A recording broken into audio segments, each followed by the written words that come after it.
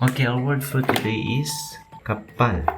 KAPPAL means boat in English. So what's interesting here is we have a double consonant. So if we have a double consonant, we simply add this sign above the letter, which is sabto or sumapto.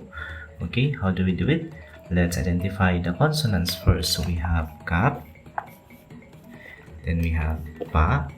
So we will just add as a single letter, but we will repeat this as double consonant by adding this sign. And lastly, we have the lam, just like this. Now kap, if written at the beginning, we first from again. Okay, so we write them from right to left. So we start with kap, and its baris is is hataas. So kap hataas ka. Then we have pa. So pa, if we will divide this as a syllable, we will have it like this. So it should be munuk papa, papa kap. And then we add another pa hataas pa.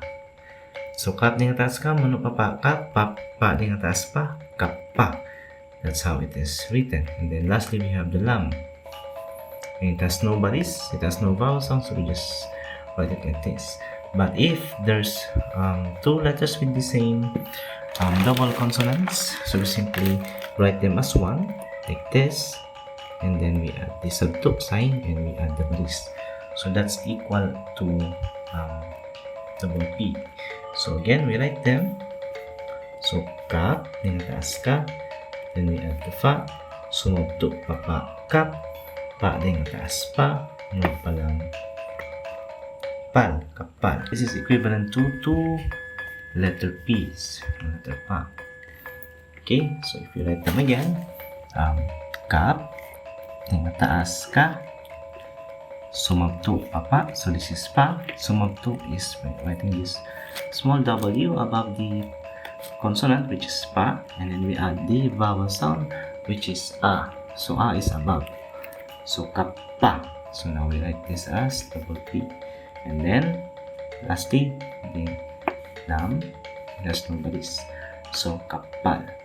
Okay, now kap, if written as a first letter, we write it as like this. Okay, so that's kap, hataas ka. And if we connect with the pa, that's pa. Sumabto papa kap, kappa din hataas pa, kappa, lam, pal, kappal. Again, kap, pa. Kap din hataas ka, sumabto papa kap, pa din hataas pa, kappa, lam, kappal. And that's how you write kappal in Sulat Sug.